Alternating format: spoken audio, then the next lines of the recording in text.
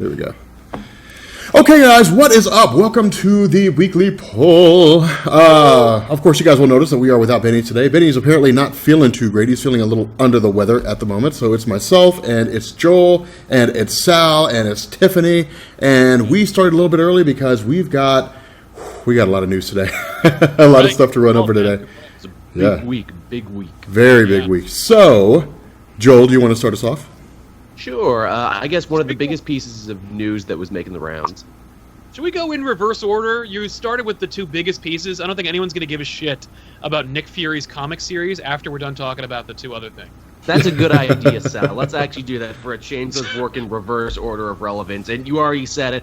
Nick Fury Jr., the Sam Jackson guy, is getting a new series now, which I'm sure will last about 5 issues. Man, every time he comes out, he gets a couple of books, and then that's it. Well, then that's what they should do. They should just do a miniseries. Yeah, they should do Nick Fury, 3 issues. See into the future, okay, and then be like, there you go, that's your hook. Yeah. This is it, the story. This is all you're going to get. Yeah, so you better get it. It's just weird, does Marvel seem to be afraid of miniseries these days, outside, like, Unworthy Thor? What's hilarious is Marvel literally is just producing nothing but miniseries with all the cancellations that they pull out. It's like, but yeah, there's no official miniseries. I guess because then they're like, you know what? Well, okay. I imagine that the reason why why publishers are afraid of miniseries is because they're like, oh, cool, that means that there's a definitive ending? Yeah, I'll trade weight. I won't buy the cover price. DC's doing it a bunch with, characters that, have cult followings, but, probably wouldn't be able to hold up to a main series. That's why you get your Captain Adams, and you get your Deadmans, and your Hawkman Stranges, and everything. Oh, it's a great idea. But if they're going to trade weight, I mean, Marvel is not scared about putting a high cover price on a trade. It's not like Image, where when you trade weight, you're getting, like, a great deal on all of the floppies that you would have bought, Like, I don't know, but they really shouldn't matter to them. 4 issues for $25, eat it. They get even weirder stuff like Mockingbird, where it's like, well, it's a mini now, but if it does good, we'll push it for a couple more issues and we'll see what's going on there. And even Thanos, where I'm like, okay, this is awesome, I can't wait to read this.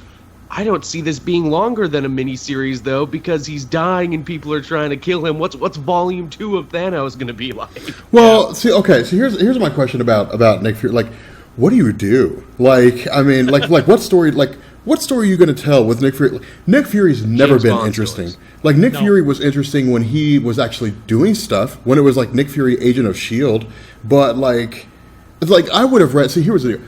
When they did Original Sin, and they were like, hey, remember how like the original Nick Fury was the man on the wall? I would have read that series where he was just like going around and killing stuff. Like, but they ended up turning it into Bucky Barnes' Man on the Wall, and no one read it. So it was nobody like, read it. And from what I understand, those who do read it did not really dig it. No, it was not very good at all. No, like the best thing they've done with Bucky Barnes is what they're doing right now with Thunderbolts. Like, that's actually pretty enjoyable if you guys are checking it out. I was going to say, if I do believe this new Nick Fury series continues on from where Choosing Sides Civil War 2 left off, for anyone who read that, and I'm guessing I'm the only one, Nick Fury Jr. was like the one solid story that carried throughout all these anthologies. He faked his own death, and he was trying to, fight a shadow faction inside S.H.I.E.L.D. itself. Basically every Nick Fury story you've ever heard ever. Sounds very familiar, yeah. Well, Which is why you don't see him in the current Cap book, because I think everyone assumes he's still dead. Yeah.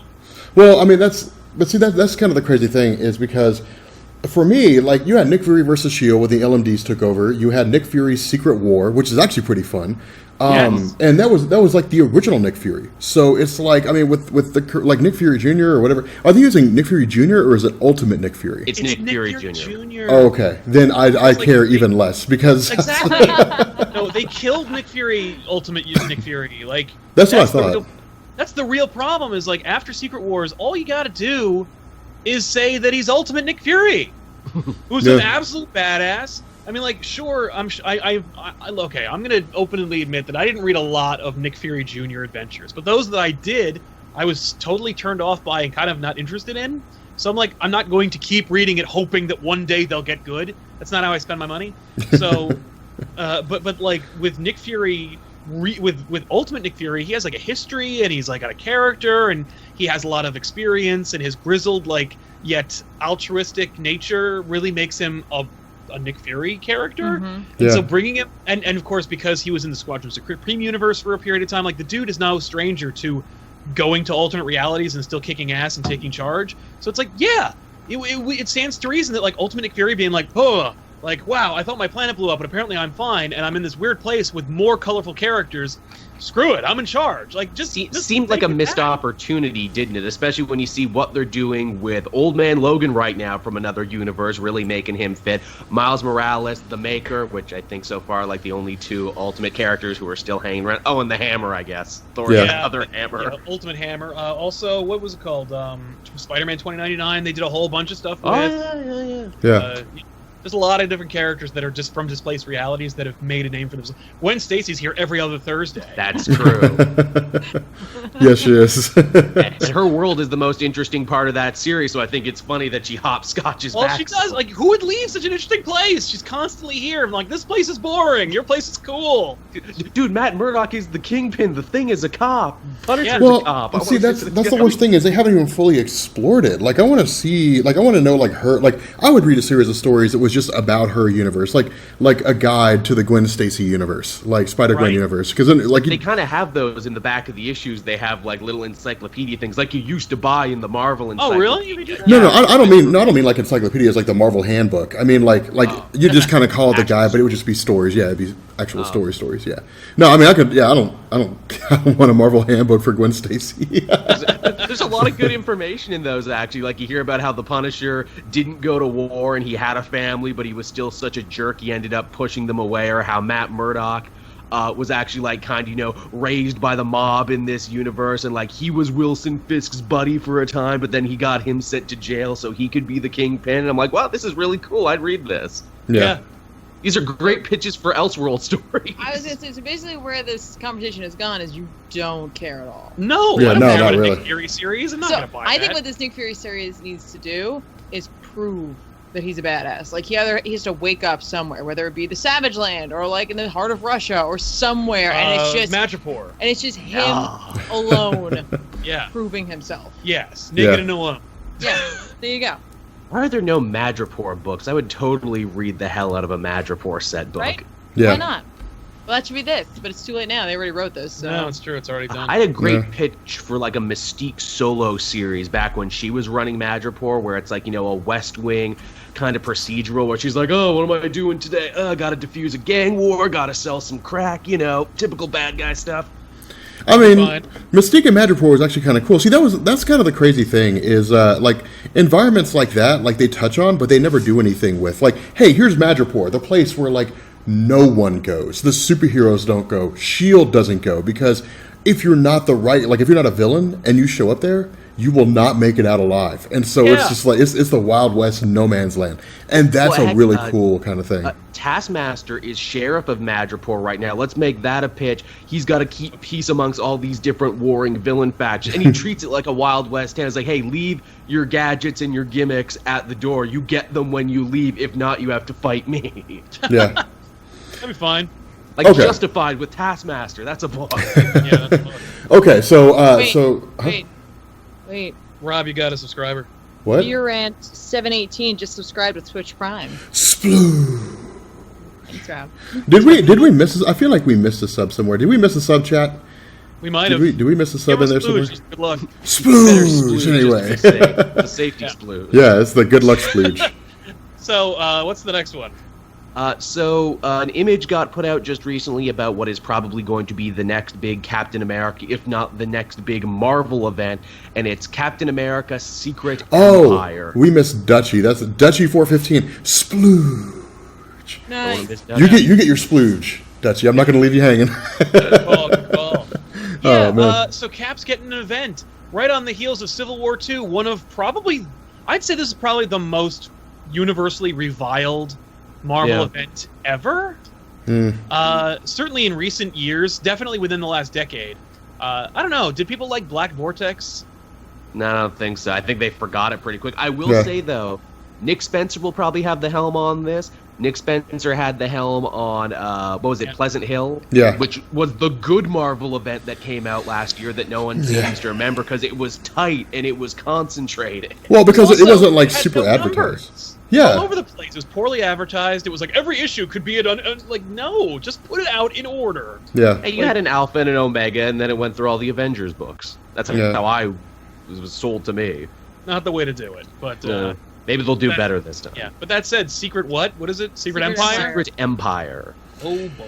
Well, I mean, seek to imply that Captain America either builds a secret empire and is victorious, or people uncover what he's been doing this whole time, and that's where everything comes to a head. well, Wasn't there also an organization that was called the Secret Empire that Yes. had silly red outfits? They sure did. They showed up in USA Avengers this week, or That's There you right. go. With their So, volcano fortress. I'm just Yeah, right. saying, you already just put them in. Yeah, Well- we just established them. see, here's the thing. Here's the problem though. Here's kind of like the issue that you have, like Captain America, Steve Rogers as a Hydra agent it's amazing. It's some of the best Captain America stories since like storytelling since Ed Brubaker. Yeah. But it's like the Ulysses thing. Like, where do you go? People were like, "Hey, why did Ulysses end up going with Eternity?" He's like, "Shit, if I know," because Bendis didn't know what to do with him after he Because finished. he runs Like, into a fucking corner. That's yeah, That's where Bendis plot device characters go into obscurity. they go to the cornfields, and so I was like, I was like, Your I've- battle make you go to the corn again. yeah, like you go to the cornfield. No, like it's Nick Spencer's writing is good. I have full faith that he'll flesh it out. But here's the kicker, man. It's like it's names give you an indication, but names can be wildly misconstrued. Like Unworthy Thor. When I heard we're getting Unworthy Thor, I was like, what? Like, that sounds stupid. And it's one of the best Thor runs ever. Like, when it was like Mark Miller's writing a story called Old Man Logan, where he's an old man. It's like, you know what? I don't care about Wolverine as an old man. Why would I read a story about Wolverine as old, where he's just yelling at kids to get off his lawn? I don't care about that, And it's an amazing story. So, and it led to one of the really, really cool runs, one of the best runs that we have so far. By the way, did you guys see that picture I tweeted out? An ad for whatchamacallit? Dude, I would read the hell out of that. Yeah, Jeff Lemire, Sorrentino, Punisher. Right Dude, that would be that'd be such an amazing. I was fanboying, and it was midnight, and I had an aching to Photoshop something, but no, I mean that's I think it'll be kind of cool. Calling it like Secret Empire it's a very dismissive title. Yeah, it's very forgettable. It's not it very is. dynamic, but it does follow the Marvel code because everything in Yeah. Marvel is either a war or it's secret, Mhm. or both. Yeah. But so I like the idea of it being a secret empire, especially since Captain America being a Hydra agent's a secret. So it's Right. still, at least it works. Civil War 2 was neither civil nor a war, so it's just No. like, who cares? And was a total misnomer. With this, at least I think there is going to be, like, Secret Empire should mean something. Right, but they're running into that problem now where they're like, well, this is Secret Empire. There was also an organization called the Secret Empire.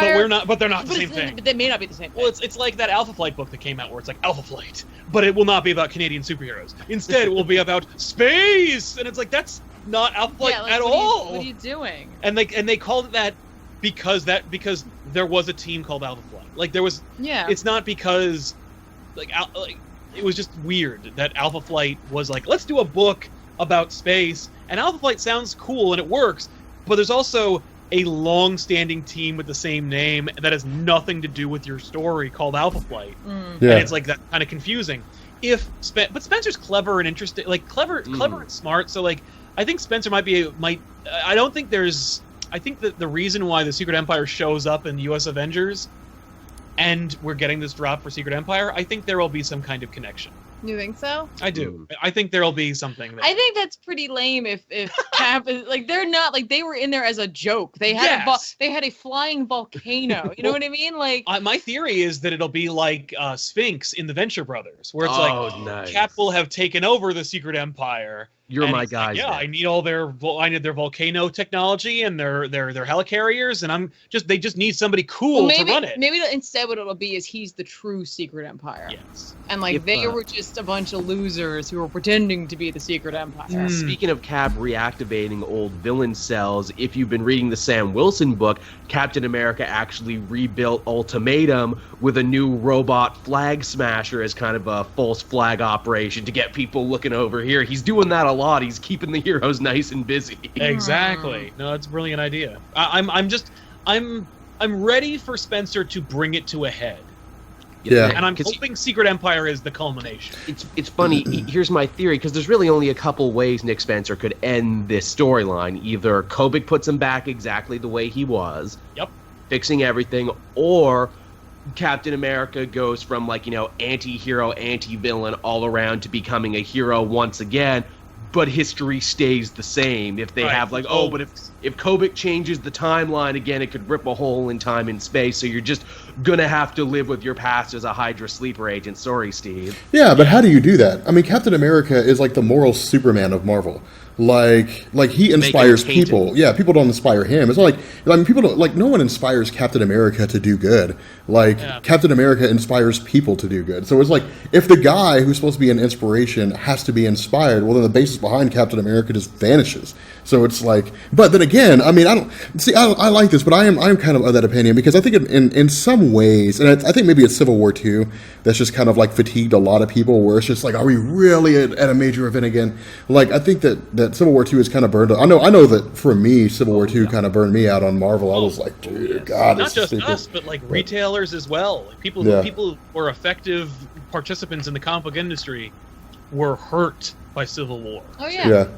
What bothers me is like Civil War II, it was coming no matter what, right? Who cares, right? Yeah, we knew it was coming. The whole, like, the kaiju thing, I'm excited for that. Marvel, but I'm just saying, like, fewer people are going to be excited about that because it's another event, you know, and they're billing it as such. You know, it's not like it's like, here's a fun trade we put out.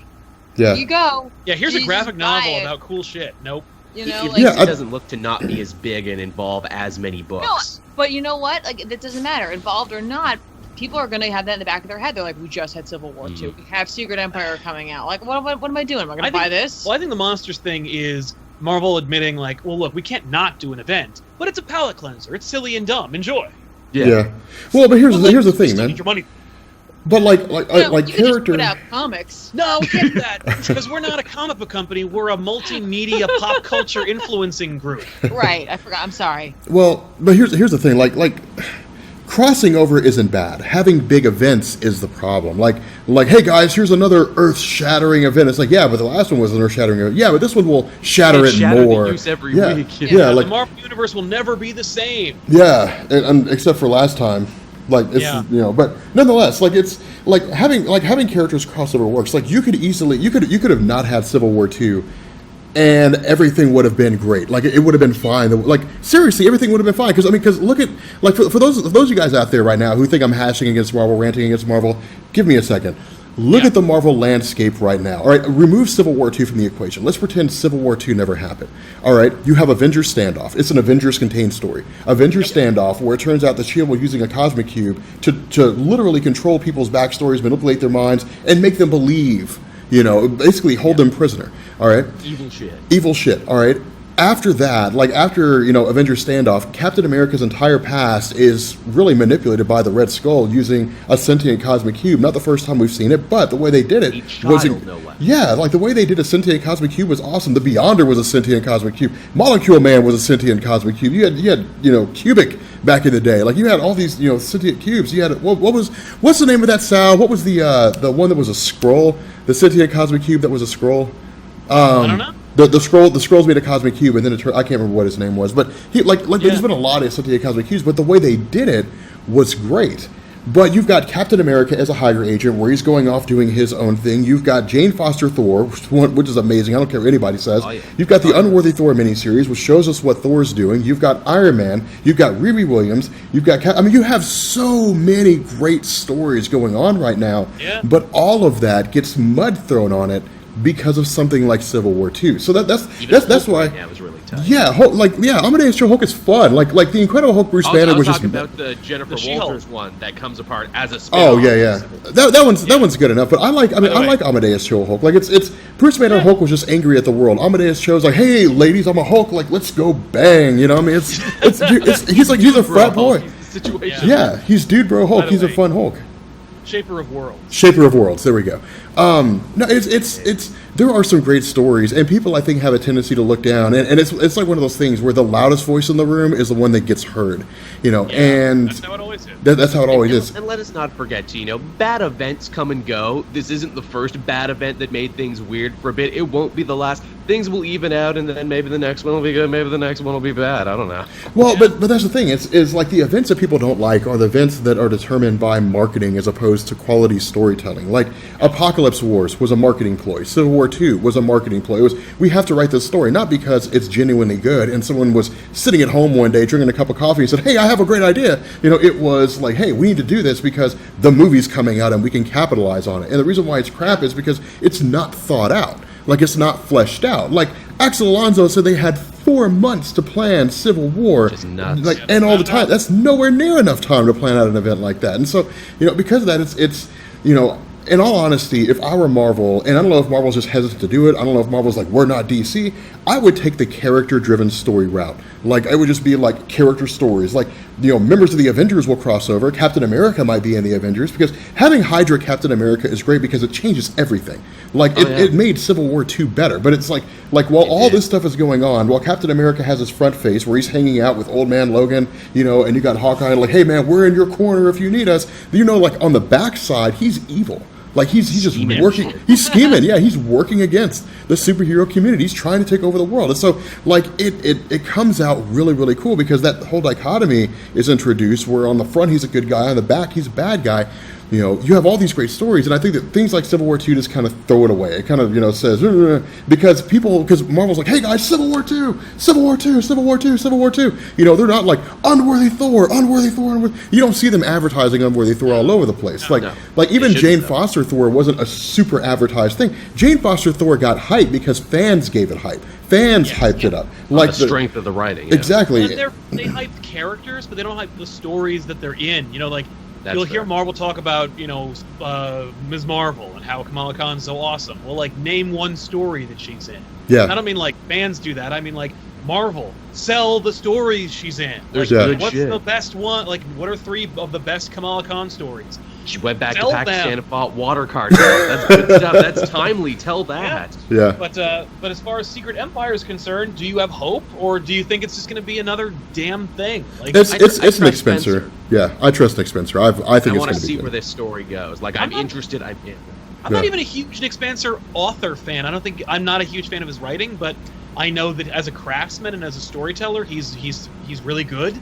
So I trust his story. I might not read Secret Empire, but I certainly think that it will have more merit than Civil War II. Oh, probably. Yeah. I just wish they wouldn't make it an event. Yeah.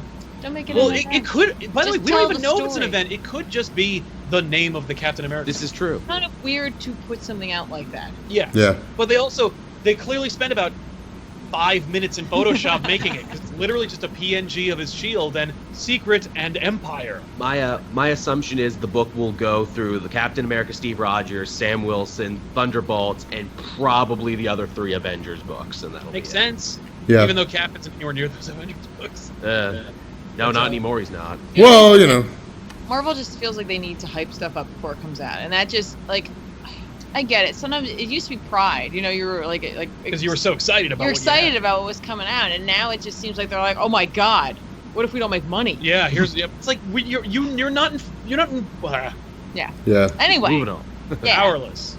so NBC's Powerless show has actually undergone major reworking. You may remember this story was pitched before. It's going to be, hey, it's a wacky single-camera comedy set in the DC universe with a bunch of insurance adjusters. And I'm sure you're out there wondering, wait, isn't that the plot to Damage Control? Yeah, we're getting both, actually, in both universes, 2 wildly similar shows. Yeah. This one, though, they went the extra mile of saying, well, now the company they all work at, going to be a subsidiary of Wayne Enterprises, and we're going to put some more comic stuff in there. And all I can think is, like, you weren't doing that before? Yeah. What was this then? Yeah. What was your plan? What the fuck was this previously? Maybe, you know what, like, that depends, because, like, CW has Gotham, technically. No, Fox has got. Well, Fox has Gotham. But you know what I mean? That's Like, why it's the shitty one. but I'm just saying, like, they may not have had originally the rights That's true. to jump in on that. They may have had to, like, DC might have had to, like, bring the hammer in and be like, no. No, you have to make it Wayne. Give it that. Like, you know what I mean? Like, it depending on who has rights to what, because you never know how that stuff's split up. Like, it's like you have the rights to these characters, but maybe not the rights to a corporation. And Warner Brothers is known for putting in stupid, self-defeating embargoes. Let us not forget the age of the Bat embargo during the Chris Nolan movies, which robbed us of having pre-established Batman the Animated Series characters on Justice League. Yeah, we got Joker by the end, but he was the one rare exception. Yeah, exactly. So, I mean, it could just have been something cleared up, and they're like, okay, now we have this. Yep. Let's go back. Or they just fought harder for it. They're probably like, I'm sick of having us... Because it's an NBC show. It's not a CW show. It's not even a Fox show. And CBS lost Supergirl. Well, canceled Supergirl. And then CW picked it up. Like, it's already got a couple of strikes against it because it's not at home with Warner Brothers. Yeah. So they're like, we can't... Like, I could see Warner Brothers being like, we can't keep licensing out our shows to companies that don't care about what we're doing, and then they'll cancel them, and then we just buy them anyway. Like, why don't we just do it right the first time? Yeah. Please. It's funny, too, like, at this point, with this show coming out here, they'll be on every basic cable network except for ABC, which will never touch them. No. But they've been everywhere. Yes. yeah. Like, Warner Brothers has been on CW, NBC, CBS, Fox. Like, it's been everywhere. But ABC, of course. Yeah. Isn't there also like a Black Lightning show they're developing for Fox too? They had to come out and say, yeah, this isn't going to be part of the CW. Yeah, I know. Yeah, no kidding. It's on a totally different net. Why don't you just put Black Lightning in the CW universe? You've clearly shown you do a good job having characters show up, and if they're popular enough, you either put them on Legends or spin them off into their own thing. Or give them a cartoon show. The Ray is getting a cartoon show. Is he really? Yes, he is. Wow. Freedom Fighters Ray, yeah. For the powerless thing, though, I'm excited because Alan Tudyk's involved. Yeah. And so is Abed. Danny Puddy? Yeah. Puddy? I'm not sure how to say his last name. Yeah. He's good. He's really cool. Yes, so, he is. That's exciting. Yeah, he was great in Winter Soldier. He was. Awesome. Okay, so moving on. This is a big one. Yes. Yeah, I'll let you take this one, Sal, because you were very impassioned about this on social media. So it used to be that you would go to a comic book store, buy a single issue of a Marvel book, and it came with a digital promo code, so you could download a digital copy of the book you just bought. So you had like a backup or a digital copy, so you could read your comic wherever you want, and you're supporting local businesses. Well, Marvel says, no, we're going to drop that. You can't. We're not going to do that. Instead, we're going to give you a digital promo code, and it'll give you access to books from 30 years ago. So like you can download like a digital copy of a book from like that is randomly disassociated from the book that you're buying. So like let's say you buy like an issue of Spider-Gwen, you can get a digital promo code that'll get you an issue of Deathlock from 1991. Yeah. Okay. The best years for Deathlock. Is the code? Do you know what book you're getting? No. Is it random? Yeah, maybe. Do you get to pick it? No. Oh. I don't think so. The point. And it has no association with the book you bought. It probably doesn't have any affiliation. Like, well, just the fact that they are dropping the buy physical get digital, like, thing sucks. No, it doesn't. It doesn't. I mean, like, I get that. Like, I'm sure there was a moment where they're like, wait. They literally just went to a brick and mortar store and they bought a physical copy of a book, and then we said, but just in case, here's your digital version. That's right. When they could just go and buy the digital version and skip that whole other part. Well, I assumed it was Marvel giving back to the mom and pop shops and the brick and mortars to keep them in business a little longer. Oh yeah, no. Where I'm going with this is that like they had that realization where they were like, if they wanted the digital, they would have bought the digital in the first place. The cruel so truth. If you want to continue with this whole code thing, they probably were like, we have all these things that we're digitizing now. That's exactly right. Yeah, well, they have Marvel now, so they're Marvel Unlimited, so they have like thousands of back issues that are digital and available, and they're just getting for, not free, but like for pennies on the dollar. Right. Paying them on these now, of course, the big difference, I guess, will happen is if you now buy them digitally through someone like Comixology, you don't get shit. You don't actually really own the book. You're kind of renting it. Like you don't like you can download it to your device, but it's still through. If Comixology goes tits up, your books will go away. Unless they don't. That's the scary future of owning digital media. I feel the same way about video games. Do I really own what's on my PlayStation Plus? No, I don't. Well, according to the people that you bought it from, no, you don't. Like that's interesting. Nope, we got a splooge. You got a splooge? Juan Deb 22A. Give 6 splooges, please, Rob. Wow, 6 splooges. Wow, okay. It's not a machine guy. 6 splooges. let's stretch. Someone's gonna look away. All All right. right. Splooge, splooge, splooge, splooge, splooge, splooge, splooge. 6 splooges. You get 6 splooges. All right. Wow. I've never splooged that much before. Not digitally anyway. It was a good night. No, okay. I wouldn't be surprised if Marvel's testing the waters with digital sales. Like, I wouldn't be surprised because here's the deal. If Marvel sits down and they say, okay, guys, you buy Captain America Steve Rogers #1, and you get a digital promo code, and then somebody goes and grabs a digital promo code, then the question, because the only way they can answer the question really of why did people buy this? Did they buy it to have the physical copy, or did they buy it because they just want the digital copy and they threw the physical in the trash? The only way to answer that is to go through and to literally just split the difference. And you just say, hey, you can buy physical or you can buy digital. And then you just track the sales of each one. And so if digital sales skyrocket, then people are buying digital. And if, the physical sales plummet, then, of course, And so it creates an interesting situation. In all honesty, I would say it's smarter to go digital instead of physical. It'll put a lot of stores out of business, but It's the way the winds are blowing. it's the way the winds are blowing. Well, plus for me, like with Comixology, I can fire up the Comixology app and read anywhere I go. Yep. Yeah. As opposed to having to Sounds tote like around. nice. Exactly. The Like Netflix of comics. it is, man. Well, because what's more reasonable, carrying around 6 trades, or just having them on your Comixology app? No, it's absolutely true. And like look at Saga 41.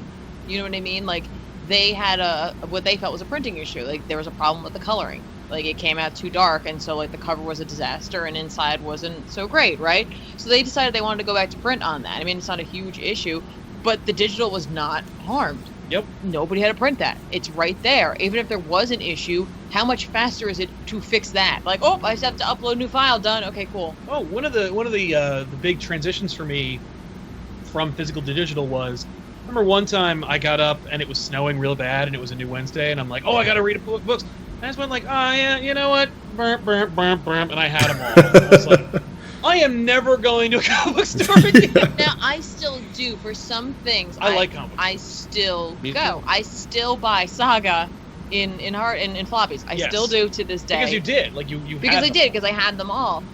When AD After Death, the Snyder miniseries came out, it was like a special formatted book. I had to go and buy that, and I don't regret that. But I do buy more things digitally now, and I'm wondering if with this new initiative of giving you an older book, if they're trying to also see if they see an increase in sales in older titles, because they give you one issue from something. That's a great idea. What if you're reading that, you're like, oh, but what happens? Well, now I gotta go and find this, which I'm sure there'll be some sort of link or something that could take you to their store to buy the rest of it. Yeah.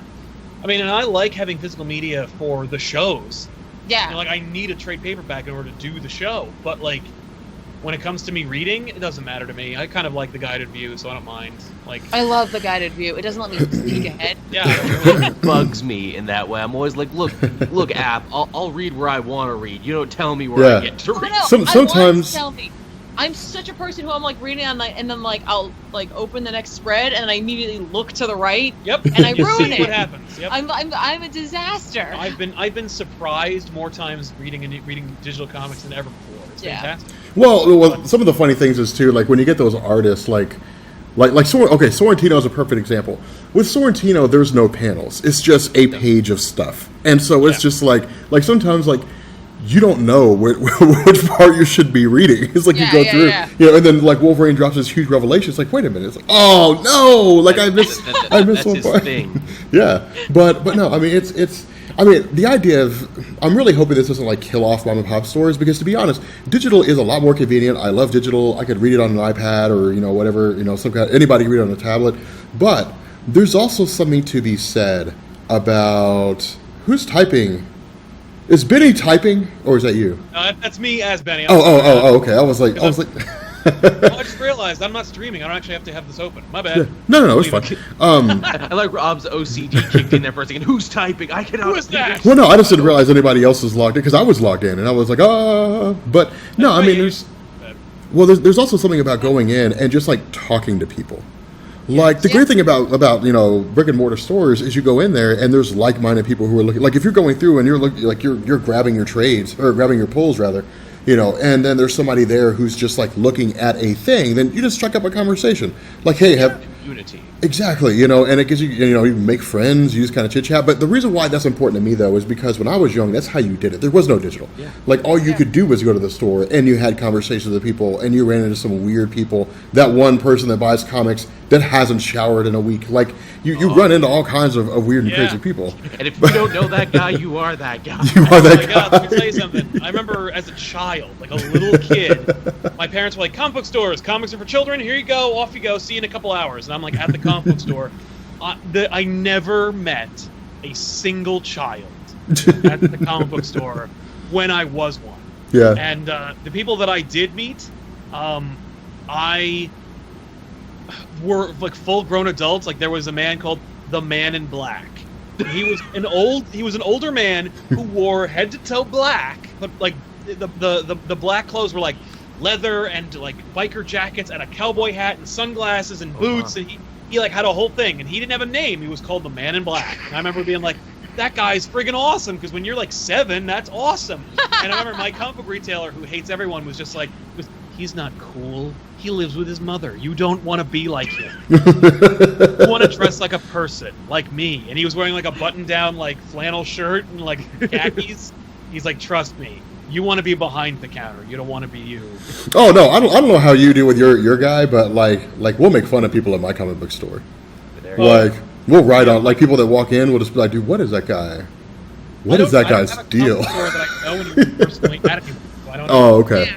My comic book store, which isn't really my comic book store, but it's the one that you go to. So always forgets they have a reward service there. Yeah. Every single time I'm there, they're like, "Do you have our rewards?" And I'm like, "Yes." Just like the last 20 times you've asked me, the answer is still yes. Unless you deleted my account, the answer is yes. It's always yes. I'm Yeah. here like literally every couple of weeks. And I gotta tell you, like, the thing I like about the comic book store is I am way more willing to find something like in there that I didn't know about, because I have the opportunity to pick it up and leaf through it. Yeah. On like Comicsology, you can only look at the first 3 pages. Yeah, That's that never sucks. enough for me, because I'm not looking to read the comic in the store, but I am looking to like leaf through the art to see how it looks, if there's anything catching in there. And like I Yeah. have picked up so many random things because of that. Oh, Yeah. I love comic book stores because I like discovering them. I like finding out there is one in an area that I'm visiting, and then seeing how they do it. Like, where do you put the couch? You know, that kind of thing. When you're in an apartment complex, you're like, okay.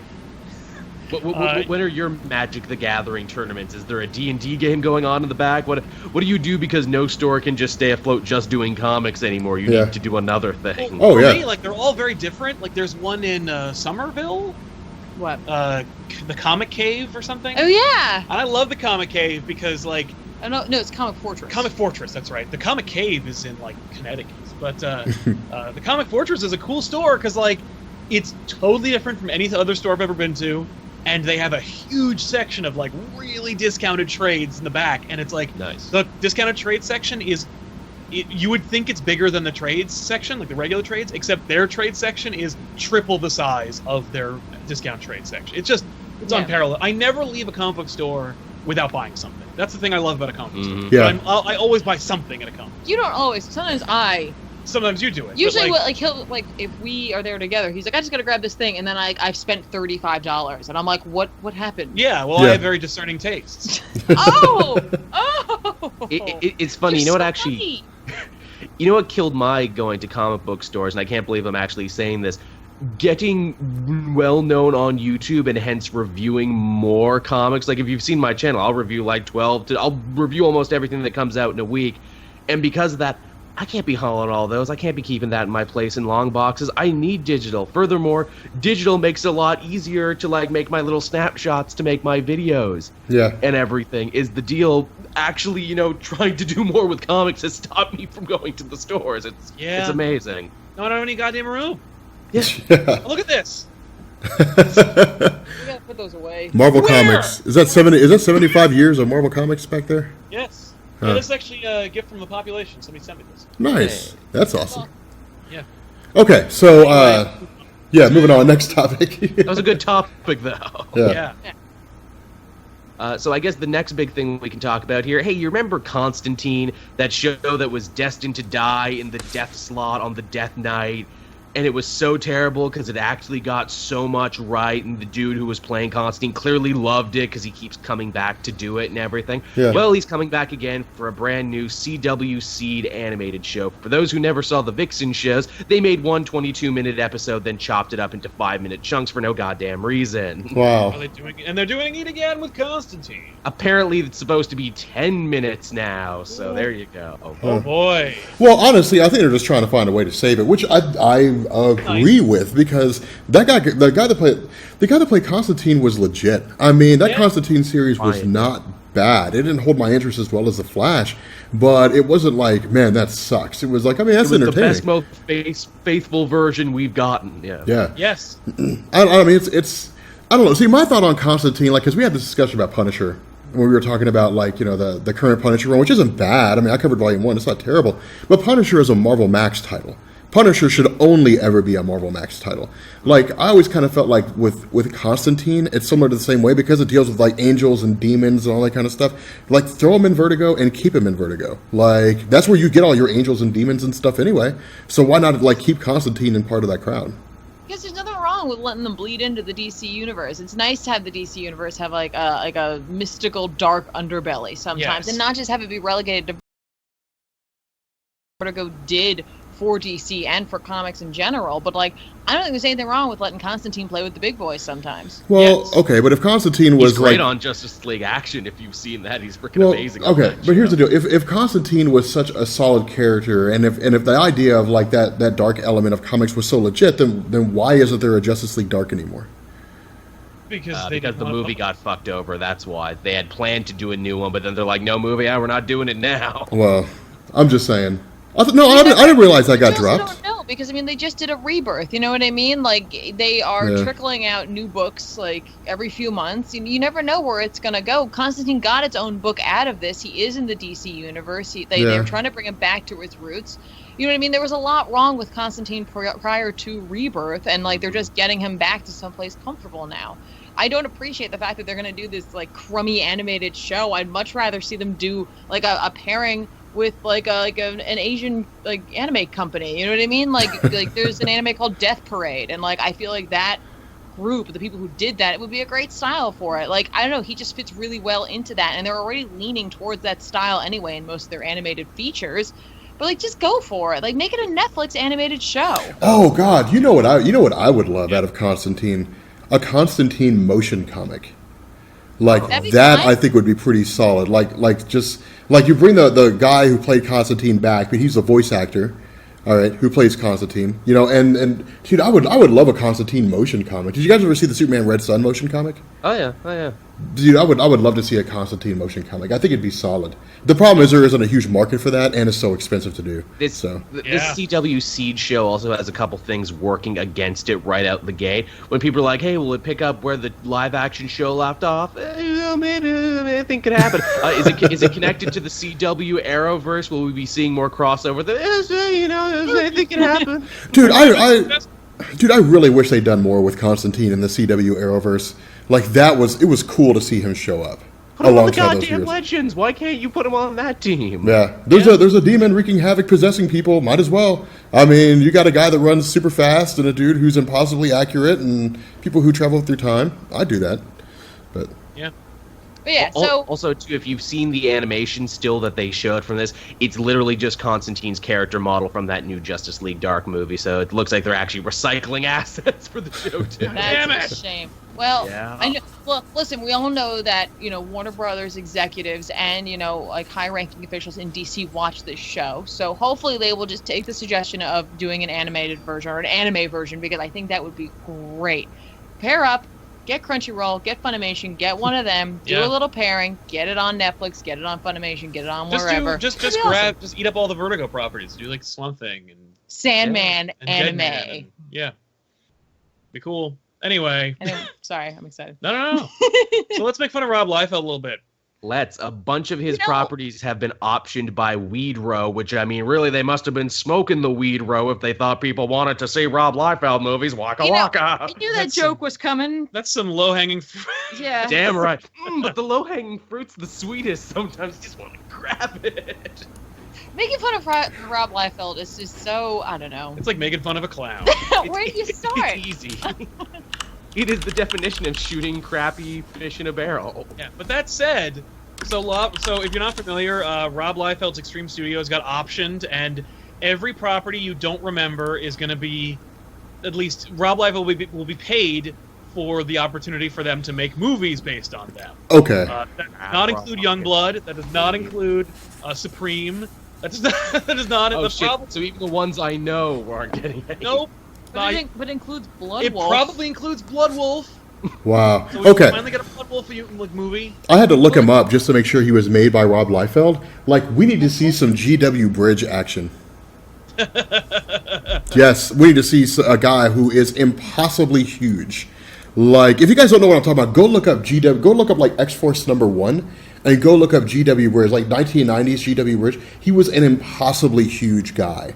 That was back to the whole 90s Marvel craze, where it was like everything needs to be high tech. Like everything needs to be like super high tech. Like Hank Pym needs to look like a space marine from Aliens. Like we have to have it look that way. Like, dude, he looked exactly like it. He looked like Hicks. But what do you think the pouch budget will be on these new films? Oh, hopefully exorbitant. astronomical. Yeah. I don't know, man. I mean, are we talking about live action or animated? No, these are going to be live action. They're going to be live action films It's based on impossible. Liefeld. Nobody Someone looks thought- like that. Yeah. Someone thought this was a good idea. I don't It's understand. hard to find actors with no feet. They're not going to be ripped the way that he wants them to be. Their veins probably won't be in the right positioning because they, Well, they're how look. they They're are. going to have to bring in, a makeup artist with a lot of veining work. Yes. You know? Well, okay, but here's the deal, The though. world Like, is not ready for the eccentricities of War Child and Prophet. dude, no, I would read. $1 billion franchises. Dude, I would watch an X-Force movie. Like Cable's X-Force team, like the old New Mutants that got rolled over. That you will watch it. Dude, I would be hyped about. Anything else, probably not. I mean, like Rob Liefeld and Fabian Nicieza were like the 1-2 punch for characters that were kind of overly exaggerated back then. Mm-hmm. But like, I mean, you got Deadpool. That's like the most famous. Like nobody goes to an autograph signing by Rob Liefeld and brings anything but Deadpool. Like, dude, they'll get him to sign Deadpool when Joe Not Kelly bringing wrote their it. Like, profit copies. yeah, Like, I don't know, But man. would you watch an Evangeline? oh, Evangeline. No. And let's Forgot he face it, invented her too. She was one of the first characters to be an example that critics and feminists were like, this is what's wrong with comic books. Yeah. She was one of the first shining examples. Her and I think maybe Lady Death, but at least Lady Death had an origin. Yeah. Was Bloodstrike or Bloodpool Or Blood or Pool Blood or Kill Blood. or Punch and all those other great characters. what about Threnody? Was she a Rob Liefeld character? Rennet. Threnody. She was the one that was banging Nate Gray back in the day.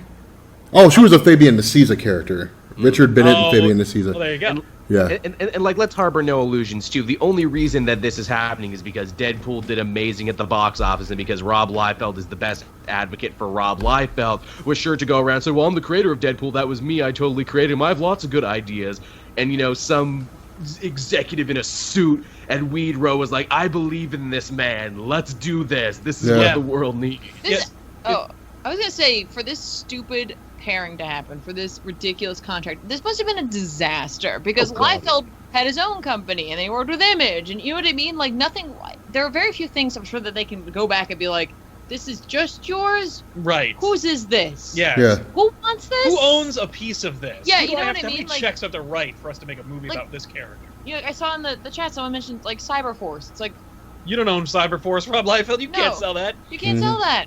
But, even if you created it, this has to be a legal nightmare for them. Oh, yeah. Which means that you'll probably Fighting American, he doesn't own that one, that's for sure. right? So, we may end up just seeing him pick out the lamest of the lame characters that he created because nobody will take ownership of them. No. Yeah. Well, no, I mean, here's a problem. Like, I mean, that's 100% right because if they come along and they grab, was he the one that rolled over X-Force, the X-Force concept? I think he.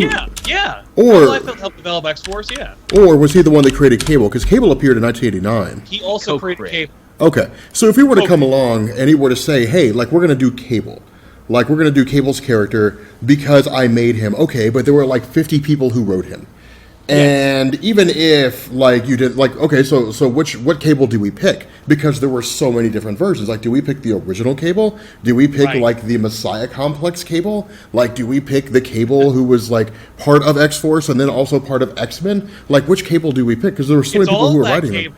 Yeah, I guess it is all that Cable, but it's like which version? And Deadpool's even more of a murky water because then you have Rob Liefeld's Deadpool, then you have Joe Kelly Deadpool, then you have Christopher Priest Deadpool, then you have Gail Simone, you have Daniel Way, or not? Yeah, you have Gail Simone, you have Daniel Way, Coleman. You have so many different versions of like so many people who wrote it and who contributed to it and helped to change his character and make it popular. People who made the character good, right? Not just the Deathstroke. Right? Oh yeah. Well, no, like Rob Liefeld's Deadpool, he wasn't bad. There were some pretty good moments with his Deadpool. Yeah, Nicieza was writing that shit. But going like with what you're talking about, where it's like, okay, so Image when it first came out, and it still is, like it's a creator-owned company in a sense, right? But we don't really know what those contracts look like back then. We don't know what kind of things that they signed off, right? So I know you mentioned Youngblood. Yeah. And originally that's been published by a whole bunch of different people. Yeah. Technically he created it, but what if along the lines one of those publishers put something in there? What if one of those characters isn't available? You know what I mean? Like, this is a nightmare. Like, it's hard enough for Marvel and DC to untangle their own mess, their own stuff, and like they sure have sold things off or whatever, but like they're not like it's not like it's all owned by one company. Exactly. This is a bunch of different people have published books created by this guy. Yep. And at the end of the day, they're making a deal with his current company, which means you may not even see any old characters. It could just be all new things that he's come up with. Man. It's funny, too. I'm sure, we all read the articles there and the hot takes of being like, when is the superhero movie, doomed to become irrelevant? When will they finally start scraping the bottom of the barrel? I think we're here now. I think we are scraping the bottom of the barrel now. Well, how about this? What if they make a, like very aware of itself B superhero movie? Yeah, I would watch the crap out of a, legitimate 90s Youngblood movie. Like a wink. Yeah. We're Rob's not really aware of what we're doing, but everybody else very aware of what we're doing. Stealthily taking the piss out of him. Yeah. I don't know, man. Like, I think we had that with Mystery Men. Like, just a nonsensical B-movie superhero. But Mystery Men was everything about it was incredibly aware of itself. Yeah. And that was even prior to us really having this, superhero, genre, renaissance of movies. Yeah. Yeah. So they are ahead of themselves. This could be for me, it's not 2003 anymore. It's movies not. Buying up properties of the comic books just because that's the craze should be over. That should be long over. Right. And yet we still see it every once in a while. Some studio will be like, I'm getting on the bandwagon for Malibu or something, and you're like, what? All right. I mean, I don't know if you've read a book in a couple of years, but Malibu ain't so hot anymore, dog. Yeah, exactly. But somebody told me that it's available, so I bought it. Good for you, man. And sometimes companies, they just buy these to make sure no one else can buy them. Right. I don't know. Buy them to sit on them and do nothing with them. Dude, I wouldn't be surprised if that's the case. Did you there's an article that I don't even know who they are, posted about the whole Liefeld thing, and then I clicked on the individual Akiva Goldsman, who's producing this whole thing. Clicked on them. Another article from November came up about Evangeline. Yeah. Including Wow. So okay, Evangeline's definitely in the hopper. Megan Fox is Evangeline. No, oh my God. Well, I just made a movie. Where's my money, Akiva? Where is it, me, bro? Yeah. Okay, so the cameo. It's fine. All right, so moving on to our next topic. Yeah, let's do that. Cool. Okay, so have you seen this? Have you heard about this? Supergirl and Flash are going to be having another crossover soon, but it's not going to be any crossover. It's going to be a musical episode because obviously Gustin can sing, as we have seen, and the villain for this episode is the Music Meister. Wow. Yeah, that sounds about right. They like to do that. That's a thing. Yeah, the musical thing is very popular amongst people who watch the CW, so I can totally understand that happening. Ain't my cup of tea. They did it with Buffy and Angel and High School Musical or whatever, but whatever. I won't watch just like I don't watch the other. Will Neil Patrick Harris be the music meister like he was in Batman: Brave and the Bold? I think that kind of Makes needs sense. to happen. Right? Can they afford him? Or like that's Nathan Fillion or somebody. It'd be somebody fun, Oh. somebody enjoyable is what it would be.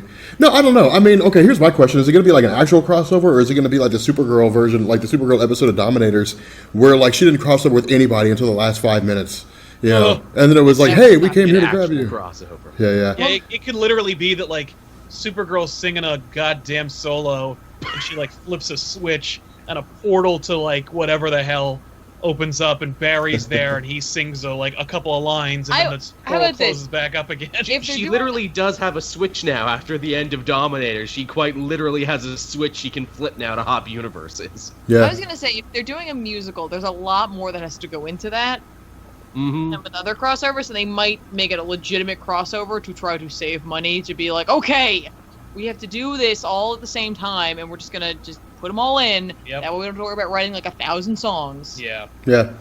I mean, I'm excited. Like, I'll watch it. I'm excited about it. Same. Everyone's going to be talking about it. Be like, Yeah. hey, remember that time they did a musical episode? Man, I really Yeah, hope like- Candace Patton's in it, man. Candace Patton's my homegirl. It's very popular. It's a very popular device. I have no doubt it'll be very successful. Yeah. Here's my thing right now. They're going to totally golden age it is what they're going to do. Music Meister is going to hit Flash and Supergirl with a ray gun that makes it so they can only sing, and so they need to beat him and get the ray gun. Dude, that would back. actually work. That would be some straight up Golden Age stuff, is what that would be. That's some Justice Society of America stuff. That is exactly what that would be. That's probably the that- plot. Yeah. There you go. Yep. Okay, so Bitch. well, I guess that's that for that topic. Yeah. Yeah, what's next? So we what actually do- got a photo of the Justice. Yeah. Yeah. Okay, dude. Oh, Superman, not even there. I tweeted out. I was like, so I assume he's going to show up at the end, and I really hope we get the super mullet. I hope we do. I really hope we get the black Last outfit and the right. super mullet. Black I hope suit, so. super mullet, beats up. I wanna Steppenwolf. see That's the Henry movie's a Cavill. foregone conclusion. I want to see Henry Cavill in a mullet. I was watching the Man from Uncle or the Man from Uncle, and like I was like, I want to see that Henry Cavill with a mullet. That's what I want to see. I really want to see that. Justice League looks weird without Superman, doesn't it? It It does. does. Looks a little. Yeah, it looks a little imbalanced. You're like, oh no. Yeah. Like you kind of miss him. And Cyborg standing in the middle too almost makes you believe, man, are they going to push Victor in this movie? Is he actually going to have a serious party standing in the middle? I think they just put him in the middle because that was the easiest place to put him. Because he's really weirdly short compared to everybody else. Symmetry is important when you make these. Well, Yes. nobody would notice him if he was off to the side because he's Right. forgettable. It's so goddamn Yeah, dark. because so, Wow. What was your jokes out there? Batman's like, hey everyone, meet me in the basement to practice our frowning. everybody is frowning except for Flash, who just looks really baffled. Yeah. Look, here's the thing. It's a photo. Yeah, we don't even know. This could not be in the movie. This could be at the beginning. This could be at the end. It's impossible to judge. All we can see are costumes. Like, that's it. We have no idea. I mean, how many times have you taken a photo of someone and, like, it doesn't represent at all the tone of what's going on? Yeah. You know Yeah. what I mean? We have no idea. We literally have no idea. You know, like, yeah, Batman looks amazing. Like, he looks awesome. Like, I think that like the costume looks great, but that's all I can tell because I have no Yeah. idea what's happening. Yeah. I don't know. Well, I mean, do it's, know that Cyborg's crotch looks like Megatron. um, Buddy Matt was He's saying a that on big Comic Multiverse. I Transformers agree. fan. Probably. I'm curious. I'm curious what they do because, like, you could not find a more contrasting set of personalities in the Justice League. That's one of the things that made it cool was that they were all so different. Like, well, Cyborg's just kind of like the babysitter, but Aquaman is like, I'm from the ocean. Like, you know, like Justice League is second to whatever happens in the ocean. You know, Right. and Wonder Woman's like, well, I'm just here because, you know, whatever. I'm curious to see what the outside world is like. You know. Plus, I could wreck most of you. You know, Batman's like, hey, man, I'm just here to make sure you guys don't screw anything up. And Superman's like, let's be hopeful about the future, you know? And so it's like, it's Or at least he's supposed to be. He's supposed to be. Let's There's really contrasting views, which, I mean, is why the stories work, you know, I mean, in terms of the Justice League itself. But, well, depending on who you talk to right now, a lot of people don't like it. But I'm curious, like, if the writing's not there, this movie will flop in the extreme. Like... Yeah. Oh, it'll still make a lot of money. It'll just Oh, be yeah. another thing. Like, Yeah. people will be mad at it. If it's not good, like if the buzz is no indicator, because like here's the thing: you're kicking off the Justice League. Justice League should be the Avengers of the of the DC universe. You're like, whoa, this is awesome. And in fact, the Avengers should be like the Justice League of the Marvel universe. But that being said, whoever came first. But you got Aquaman, so you got to overcome the stigma of Aquaman. Aquaman rocks, and there's no question about that. But the fact is, like, Joe Q like Joe movie Popcorn. seat filler is not gonna know Aquaman from the joke about Aquaman. You got Cyborg, which is like, who's that? And that's it. And then you got Flash, who's like looks just happy to be there. So But Flash is like, hey, Oh, you yeah, I wanna forgot see about him Flash. on the TV. yeah, I like he him on the TV. Is he the same guy? Yeah. I guarantee you there'd be a frustrating amount of people who are confused and annoyed that that's not the same Flash as the one from the TV show. Yeah. And I don't mean because they're like upset Grant Gustin didn't get his play. I mean they're going to be upset and confused because they're going to be like, he doesn't look and act like the one from the TV. Aren't they the same person? Don't we Yeah. like They're gonna the be guy on confused. TV? We've had longer to get to know him. Yeah, they're going to be confused because they're going to think they are the same person. Maybe Superman's taking the photo. Yeah, he's like, okay, everybody, down, click. Well, Oh, I see, gotta take it again. Batman was blinking. that's just some of the issues that plague this movie. Like, I don't mean to be a Debbie Downer, man, but I feel like Batman versus Superman just torpedoed the DC cinematic universe. Like, It's leading in the Razzie nominations right now. dude, Did you know that? No, I didn't. But no, I mean, well, you got to Yes, think about it it. is. Like in that movie, they half-assed the origin of Batman. They introduced Doomsday. You met Wonder Woman, and Superman died. They literally combined 5 movies into one. And some injustice in there. Yeah, too. and then just sent it out. They were like, by the way, the future may be bleak, and there's some guy named Darkseid, and it's like, man, like I look back, and it's just like, it feels like they were like, hey guys, we need to make, so this just needs to be like really big and really gaudy and really flashy and super spectacular. Who cares about what's in it? Throw it out there, we'll make it, and then worry about it later. And then, like, the movie came out, and then they were like, well, now let's do Justice League. It's like, no. Because no one knows about the characters in the Justice League, which means now, not only do you have to do whatever it is Justice League does, but you've got to learn about all the characters as it's going on. And I feel like what happened is somebody, whether it was Zack, Snyder, whoever it was, sat down and said, well, how do we do a Justice League movie? Well, what did they do in the New 52? Well, in the first 6 issues, they covered the whole Justice League, so let's do that. No. You had Batman Year One. Mm-hmm. You had Action Comics and Superman. You had Wonder Woman. You had all these comics that went and fleshed out their origin stories on the side. Justice League was just them meeting for the first time, and so it was like, man, and yeah, these are legacy characters. Yeah, their origins are timeless, but let's be honest. Who doesn't want to see Superman being jettisoned away from an exploding planet? Who doesn't want to see Thomas and Martha Wayne get shot? Who doesn't want to see Aquaman's dad saying, hey, your mom was some chick from the ocean that I banged, and then you were here, and now she's gone, and you got to go figure out what's going on with her. Who doesn't want to see those stories? Because they're people like origin stories. Not only that, movies provide a more tangible experience for origin stories. You flip over, you go through a comic, and it's like, well, there goes Superman. He's being whisked away, and yep, there he is. He's found by Jonathan and Martha Kent. Well, that's cool. But when you're in the movie, it's tangible. Like, you feel it, you see it, you hear it. It impacts all the 5 senses. Like, it's a divergent experience, And so because, well, I don't know if divergent is the right word. What's the word when I it's? didn't like that movie. No. What's the word? Like, Sal, you have an anesthetic experience, and then you have what's the other one where all your senses are fully engaged? Mimetic? No. Anyway, you have like an all-encompassing, like an immersive experience. Immersive, You have an immersive experience because you're part of the movie. You're there as you're following that journey, and people like that. The issue is now, like they're gonna. It feels like they didn't learn from the first mistake, and they're making the same mistake again. And it's like, yeah, I mean, let us not forget too. You better like these characters in the Justice League movie, the new one, because if people don't like them and don't, resonate with them, then they're not going to go see their solo movies because they're like, I already saw them in the Justice League and I didn't like them. yeah, like, who's gonna go see the Cyborg movie if Cyborg sucks? Well, but see, that's a kicker. That's why, to me, it's so irritating, because DC Rebirth has turned me on to DC Comics in a way that I never thought I would. 15 years ago, you never could have paid me to read a DC comic. I was like, Superman? I don't care about Superman. How can you make a compelling story about a guy that can't get hurt unless somebody runs up on him with kryptonite? You know, I mean, I never would have read a Superman story, but I'm sitting down and I'm reading DC Rebirth, and it's just like, wow. You know, it's just like, damn, is this what I've been missing? Like, is this what I've been missing out on? You feel the legacy. You feel the history. Exactly. And these are DC characters. It's not Captain America. It's not Iron Man. It's not Thor, the Incredible Hulk, or any of that stuff. Those characters from Marvel are cool, but they were not the foundation by which all other superheroes were built. DC was. Like Aquaman. They're not Americana.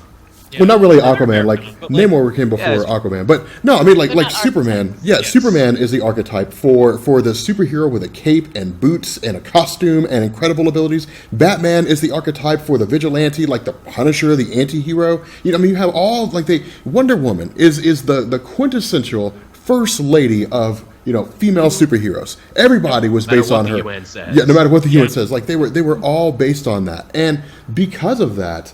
When you sit down and you look at Superman, and it's like a movie about Superman, you're not making a movie about some guy who was sent from a dying planet and was raised by people. You're making a movie about Superman.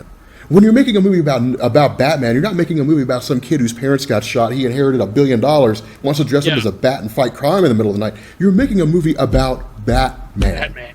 Yes. Wonder Woman, Aquaman, Green Lantern. The list goes on and on and on and on. And so it's not just any superhero. It's not just, hey, let's make a movie about this and see what happens. You're making a movie about legacy heroes, some of whom have been around damn near 75 years. So it's like, you gotta, I think that in a lot of ways, maybe it's Warner Brothers' nature, maybe it's all coming from a corporate standpoint, but it's not recognizing the intrinsic value of the characters that they have. When people sit down and they say, here are the best, here's like the 5 best superhero movies of all time, I'm a Marvel fanboy to the end, but that list of 5 better be DC, because you expect it to be. There's no reason for it not to be. So, well, and it was. I remember the best superhero movies of all time up until 2006 or whatever were Batman 1989 and Superman. And then after that it was The Dark Knight. Yeah. It was DC superheroes. When DC was defining what a superhero movie could be, Marvel was struggling in the dark, naked and afraid, making Captain America starring J.D. Salinger's son and Spider-Man 1970s live-action TV show garbage. And by the way, I watched them and ate them up like a fucking rat as a child because I wanted live-action Marvel, but they just couldn't get their shit together. Yeah. And DC's like, look at us! Literally, DC had it right in the 80s. I know. 70s, where it was the poster for Superman was the goddamn logo. Yeah. The poster for Batman didn't even say the word bat. Because they knew. The logo, bigger than the poster was. It was too big for the poster, because you're just like, we're making it. And you're like, ah! That blew my mind. When it was when they were making Batman versus Superman, and it was I'm like, this movie's going to make $1 billion. No question, because we've all wanted to see that. And these two characters are going to own. And not only did they not own, but it didn't make $1 billion. No. In an age where $1 billion is sexy and awesome for Hollywood, and it should be a guarantee, a single Batman movie can make $1 billion. So it stands to reason if you put Batman and Superman in one movie, it's going to be amazing. Nope. So, but I have hope for Justice League, but I think they learned their lesson a little too late, because as I understand it, they were like, we got to switch things. Batman vs Superman is not what they want. We got to change this up. But they're like, but we're still going to make everyone, David S. Goyer still gets a job. Zack Snyder still got a job. Everybody who still made all the bad decisions. These cynical people will make a hopeful movie. We know they will. Yeah, no question they're going to do that. No, okay. I'm sorry, go ahead. Hang on.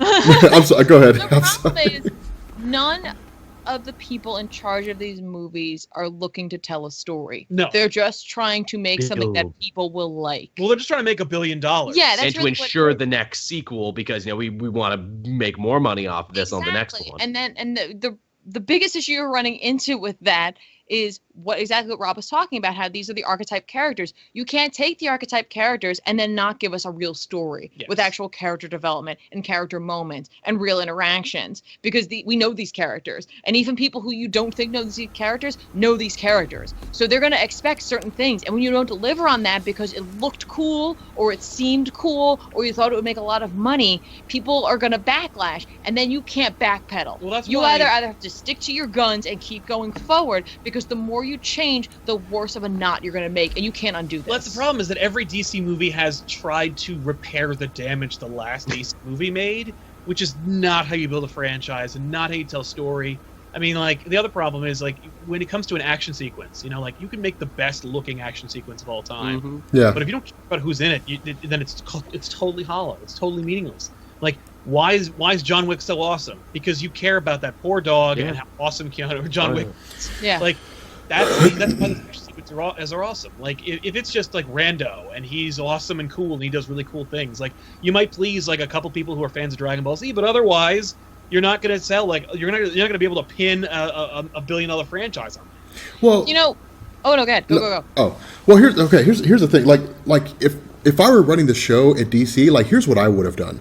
Like, origin stories across the board. Like, all the movies are origins. Like you look to the future and you say, who's going to be in the Justice League? Green Lantern to kick it off. Green Lantern was supposed to be the start. But see, here's the beauty of superheroes. Here's the beauty of superhero movies. Blood Red King, sploosh.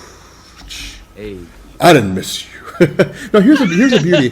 Here's the beauty of superhero movies. It's never too late. Like, right now, we're in the middle of a superhero craze, and all people want are good stories. Word of mouth is a powerful thing. The Office, no one cared about season 1 of The Office because it was an iTunes release. It was released on iTunes before it went to TV. Nobody cared about it. But then word of mouth picked it up, and it became one of the most successful TV shows in the history of television. So, I mean, word of mouth changes everything. Like, I would literally, like, I would look around, and I would be like, okay, look, guys, here's what you've done so far. You've done Man of Steel. People didn't like it. It did well, sure. But the problem is diminishing returns. If people didn't like Man of Steel, then those people may not go see Batman vs. Superman. If they do, they may not like Batman vs. Superman, which means those people won't go see Justice League. So you get this diminishing return, this snowball effect, where eventually you have movies where you're investing $200 million in it and you're making $250 million instead of $500,000, which that's a good profit, but the fact remains here, I would go and I would say, look, guys, here's what we need to do. Like, follow the legacy of the characters. Like, origin stories for the people that we know are going to be in Justice League. 6 people, 6 movies, all right, origin stories.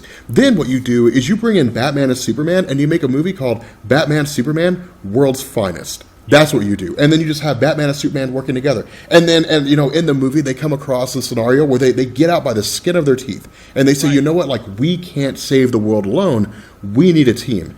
Enter the Justice League. Hard. Like, you want Avengers money now. You got to play the long game when it comes to stuff like that. Because that's how you don't... you don't build a franchise by just cranking stuff out right now and then that's it. You build a franchise by giving people a reason to come back. That's how you make it work. But I don't know. Let me say just real quick. I think that Zack Snyder tricked everybody. Yes. And hang on. Okay, say what you will about 300 and Watchmen. Which I did. Say what you will. Like them, don't like them, whatever, right? I like 300. I think it's over the top. I think it's ridiculous. I think it has incredible action. I think it's exactly what Snyder wanted to do.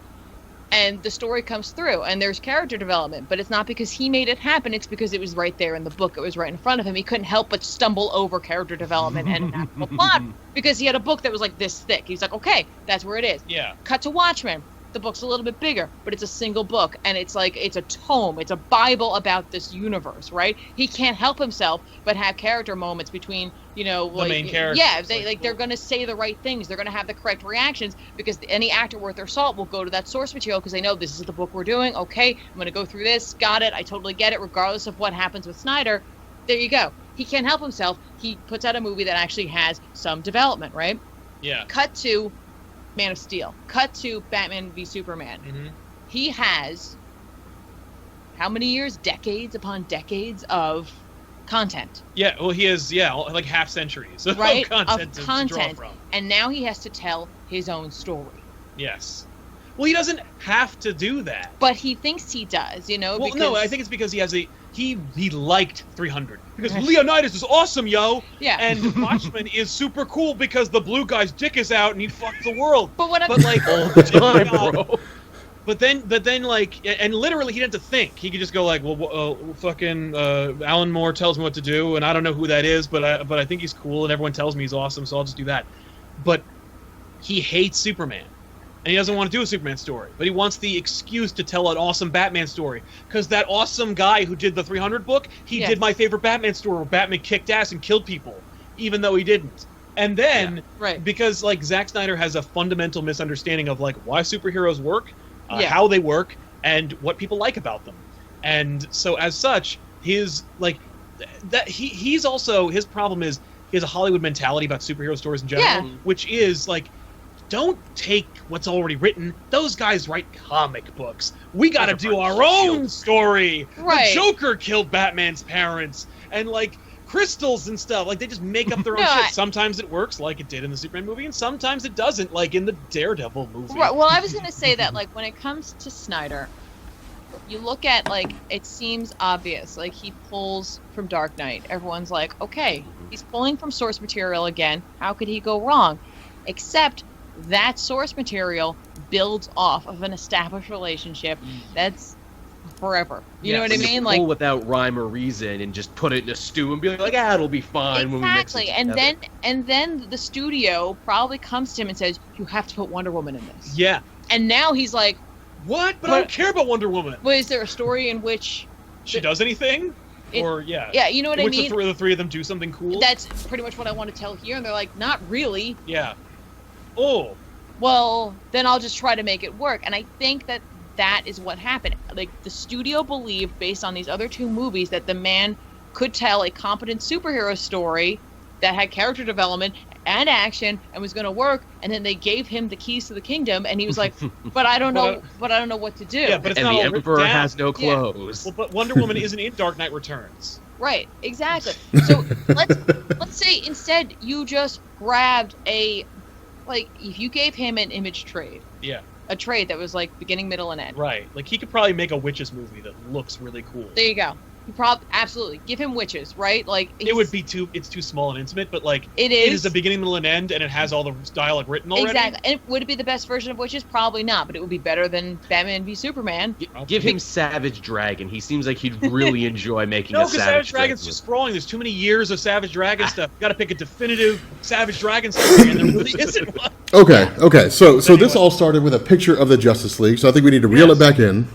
We gotta look at the Justice League for the first time all together in high def, and you know what? Like, even like, say what you will about the DCEU, which I hate that term. I just wish it was called the DC Cinematic Universe. Too many letters. Not too hard to say DCCU, but whatever.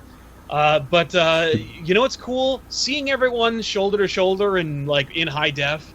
It's kind of cool. It was a 4K image. It looked good as hell too. It sure did. Yeah. It was awesome. And that's something that Zack Snyder delivers on, is things looking kind of awesome. He likes images. He's a visual director. Zack Snyder gave us one of the best looking Batman costumes on film. Yeah. That Batman costume did look stellar.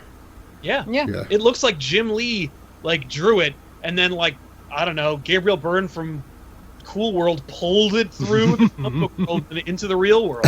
Wow, a Cool World pull. I was not expecting that when I woke up this morning. No. Good job, sir. Cool World, man. And I know, by the way, that I know this is our last bit of news, but everyone in the chat has been talking about one other thing, which I thought was really funny, because we just talked about this. Yes, in our episode of Backish is Wonder Woman Blood. Yeah, that Ares, they're saying he's confirmed for Wonder Woman the movie. The Wonder Woman movie? Oh, he's going to be the villain? Yeah. That makes sense. Yeah, it does make sense. We were joking about that because they were talking, like, the guys were like, do you think, what elements from Wonder Woman Blood do you think would be in there? Like, the only thing they could pull is Ares, and then they described Al Pacino as Ares being like, oh. This is an absentee landlord. Worship that? Never. I love the smell of mustard gas in the morning. The only reason I wanted to bring it up was just because of the concept of Al Pacino. Wow. I want Al Pacino as Ares for all the schlock, terrible bullshit that would be. Oh, Diana! Man.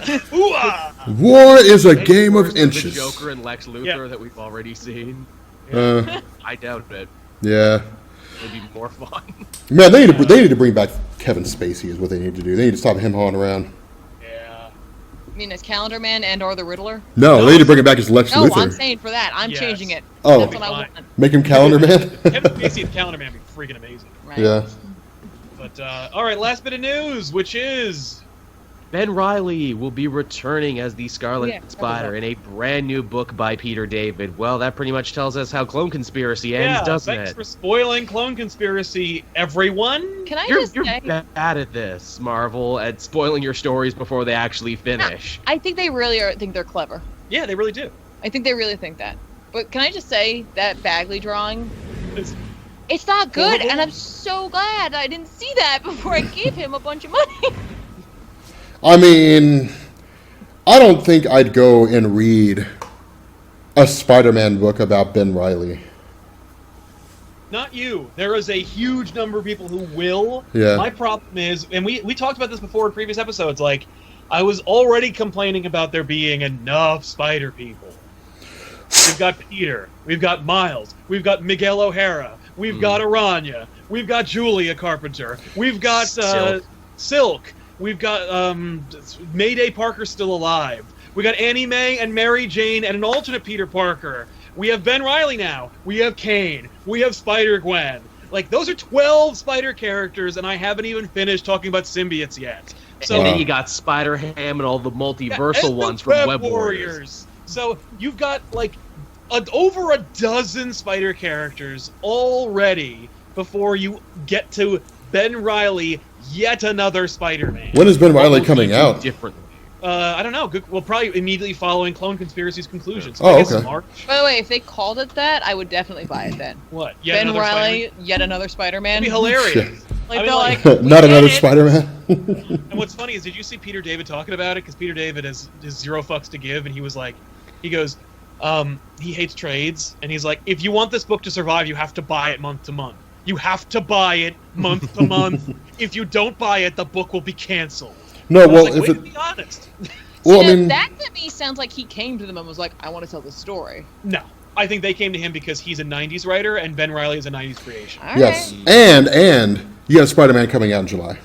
So, like, I imagine that's I a would've- huge reason why. Personally, I would have much rathered and would have been much more interested if Ben Reilly kept the Jackal persona and cool Jackal costume and they're you sell saying. it as the Amazing Jackal. Oh, they're saying that he is going to be trying to balance his life as the Scarlet Spider and the Jackal. So he's Which gonna is do like, both. wow! I was originally not interested, but now I'm really not interested. That's Wow. But what's going on with the tarantula? But what is happening with the tarantula, right? He needs to be stunning people with his 12-inch bladed shoes. Yeah, He, I stunning. think he got killed in something. He was working as muscle for like the Colombian cartel, and he got killed by like the The Thunderbolts. or tarantula something. died twice. He once sure? he turned into a giant tarantula and then died, and the other time he was like just murdered. Are you sure he wasn't just molting? Yeah, he could. I mean, like he could have been just molting, or maybe it's God, he's got a sweet costume though. Yeah, He's just tarantula's molting. costume. I remember as a kid seeing the tarantula through like a trading card and being like, "Wow!" Because back then there weren't a lot of spider characters. So I was like, "Whoa, a spider character, and he's a bad guy. That costume looks freaking awesome." And then I looked him up, God. like he totally sucks. I hate to admit this right here, right now, for everyone. The first Spider-Man comic I ever bought from like the local drugstore back when they sold these was the first issue with the Black Tarantula, and I picked it up because I'm like, this dude's awesome. Like, I'm sure Oh, you know the Black cover. Totally Oh, yeah. different tarantula. Oh, really? Oh, Yeah, was there a difference? Is there a difference? Yes. No, the tarantula is a bad guy and like a luchador, and the black tarantula is like a good guy. Kind of. I gotta look this up. No, I think it was true. It was the bad guy one. I know because he fought Spider-Man in the issue. Okay, He's yeah. the dude in the black with the silver and No, all he's the others. he's red with a black logo. His logo stretches down his entire body. Oh shit! Black Now I'm tarantula. Oh, is a, God. like, He- a hero character. He looks like Batroc the Leaper. Yes, he does. He's the Spider-Man Patrick. Okay, then I'm confused. Wow. Yeah, So there's except two the tarantulas? There's two tarantulas. Well, one's black tarantula, but neither one are black. But no, the original tarantula, who is like a joke, he has these shoes that have big long spikes on them. And in one book, specifically the Clone Genesis, like the original Clone Saga, he builds his trademark shoes in prison, and then he's like, "Aha! I shall stun the guard," and then just stabs him in the heart with his foot, and it makes a "fuck" sound.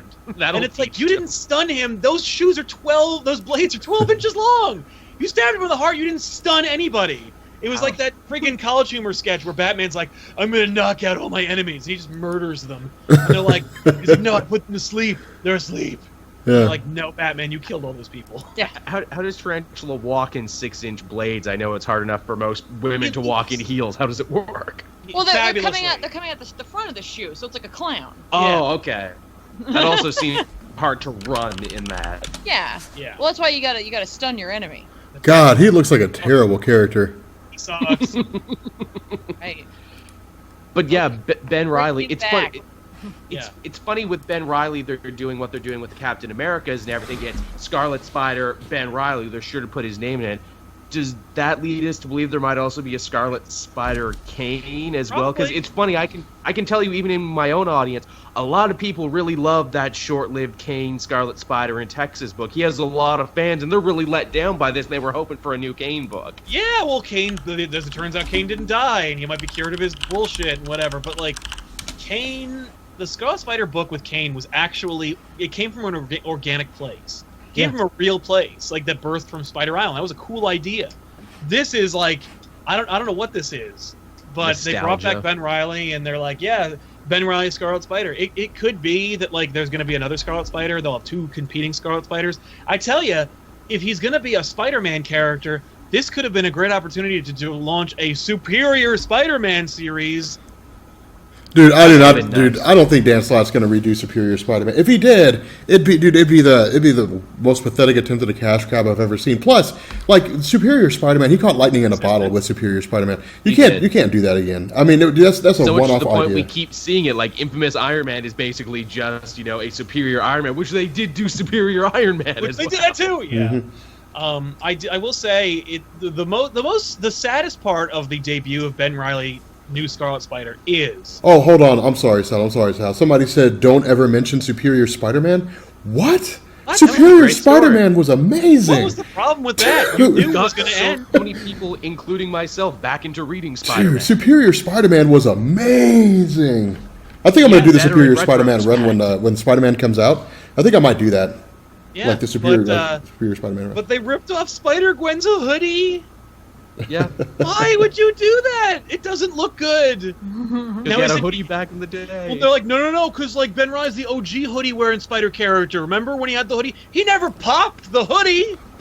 Yeah. Does he look even stupider than he did in 1990? Goddamn 6. But he lost the sleeveless look. He understood, man, what was I thinking back then with the Jerry curl and the sleeveless hoodie? Nah.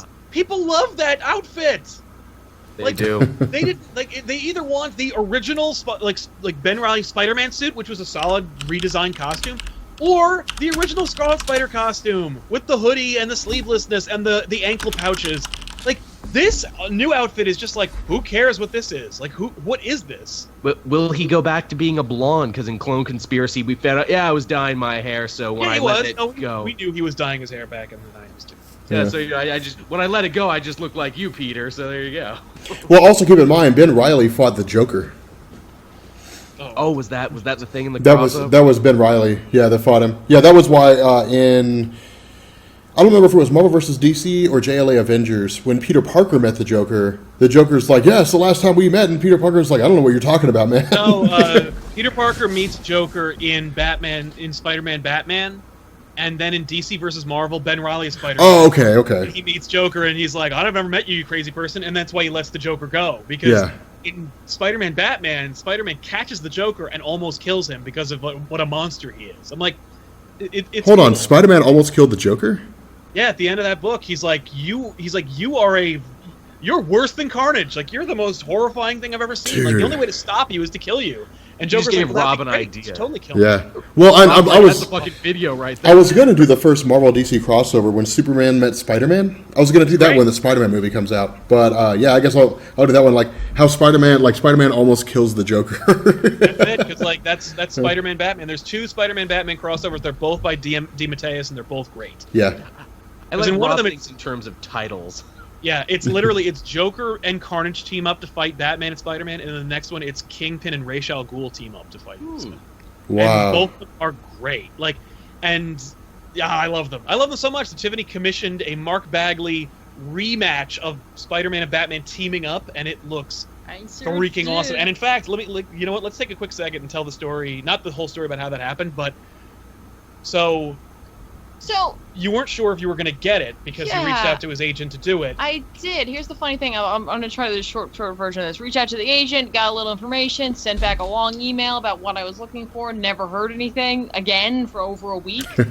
Emailed them back and was like, did you need anything out? Like, trying to be really cool about it, like, trying to be really friendly. Like, hey, I just wanted to make sure, was there anything I had to do? Like, I wasn't really sure, right? And he's like, no, we were at a convention, blah, blah, blah. Okay. And he's like, I'm not even sure if I'll have time to do it. I don't hear from him for another week and a half to 2 weeks. And I'm like, well, that didn't happen. That's it. Okay. It's over, right? Cool, whatever. So I order something else, cool, whatever. That night, I get an email that just says, Tiffany, urgent. That would actually terrify the hell out of me. Right? Tiffany, urgent. You okay? We need your credit card number. Yeah, exactly. I'm like, and a phone number, and just says, like, call me when you're alone. I'm like, all right. Because he didn't want to give anything away. And I'm like, cool. So I give him a call, and I'm like, hello? And he knows exactly who it is. And he's just like, hey, so, as it turns out, you know, like, I got a little bit of a surprise for you. And I'm like, cool. I assume that at this point, like, Bagley's going to say, yeah, I can do the commission. But it's like the 21st, and I wanted to give it to Sal for Christmas, so I was like, I guess we'll do. I don't want to turn him down now, but like, yeah. So he's like, are you alone? And I'm like, yes. And he's like, can your phone take images? And I'm like, what? Who is this? No. He's like, okay, hang on, I'm gonna send you something. And I'm like, all right. And I get this email, and in the email is this. Just this picture. Just there it is. And I'm like, So literally went from the last thing I heard was, I don't even know if he's gonna have time to do it, to here it is. He already did. I'm like, but I thought I was gonna see like thumbnails. Is that So he's like, it's all done. And I'm like, how? And he's like, well, you see, he was waiting for a script and it got delayed by a day. They couldn't send it over to him that day, so he just sat down in front of the TV and he just did the whole thing in one day. And here it is. And they wanted to know if they could overnight it to me, and that was it, right? And then I'm like, cool, whatever, get it. It's awesome, great, whatever, Christmas, yay, cool. He shows me this stupid new book that's coming out, and I'm like, that's the script. Yeah, the script that was delayed was the Scarlet Spider. That has to be it, right? Like, that's the script that he was waiting on, and instead he drew Batman and Spider-Man for me. Wow. Yeah. That's amazing. Wow. And the image is freaking cool, and it's pencils, and the what's also cool is he drew OG Batman.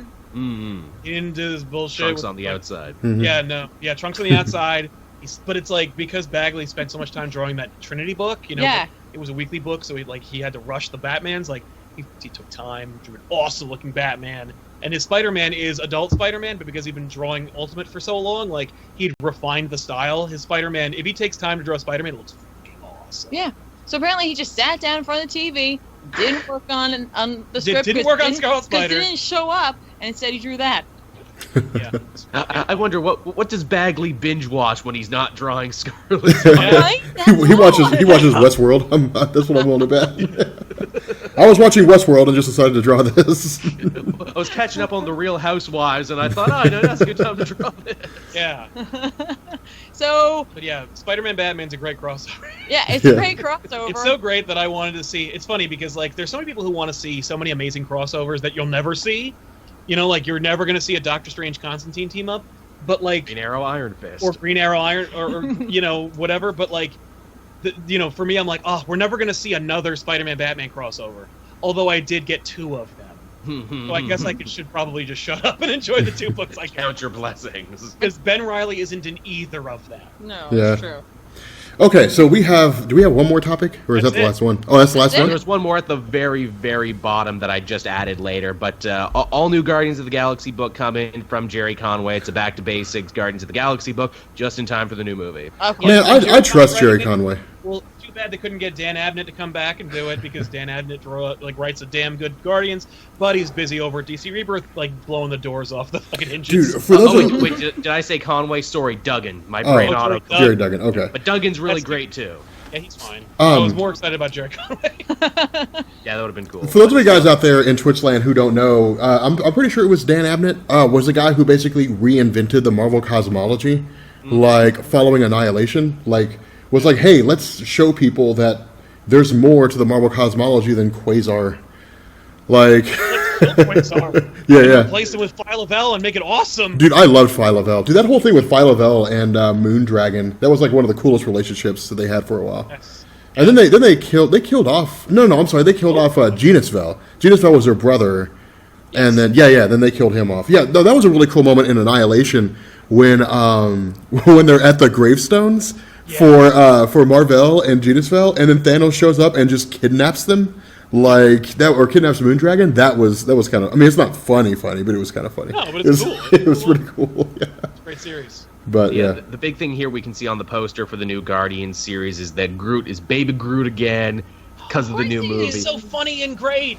Yeah. He also can't grow back to full size, and Duggan says that's going to be the thrust of the new story, trying to get him back. That. Oh, well, this is what he's saying. Also, Drax has taken a pacifist turn now. He's put down his daggers, and he's trying to be one with the universe, Drax. That won't last long. That Old Man Logan thing worked out so well, I guess we might as well just do it again. It would be amazing if that lasted for 5 pages. Yeah, he's like, I'm a pacifist. But, you know what, fuck this. And he just started. Yeah.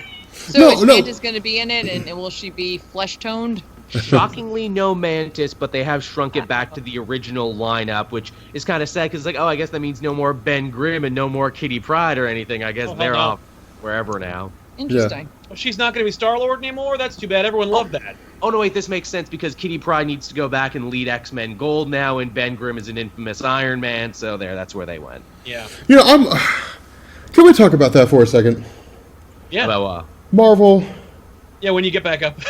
Marvel, can you just bring back the Fantastic Four? Hell's bells. You got Johnny Storm hanging out with Medusa. You got Ben Grimm just floating from one comic to the next. It's kind of cool in as much as they are driftless. They have they're just where's my family? Dude, they're literally characters with no home. Just hitchhiking. Yeah, they're just like, dude, they're taking up squatters' rights in the Marvel universe. It's totally just like Dan Slott wrote that great Spider-Man Human Torch crossover. Why the hell isn't Dan Slott just making Johnny from a regular cast member in the Spider-Man book? Dude, Dan Slott's writing Silver Surfer. He's actually doing a pretty good job with Silver Surfer. Just throw him in that. The problem is nobody cares about all different Silver Surfer. Here's what's funny: the longer they wait, the harder it's going to be. Because could you imagine being the person who's going to be like, I'm going to tell the first new Fantastic Four story in years? Oh, it'll just be Bendis. I know. I'm sure it will be, and he won't care. But if they're smart, it won't be. Yeah.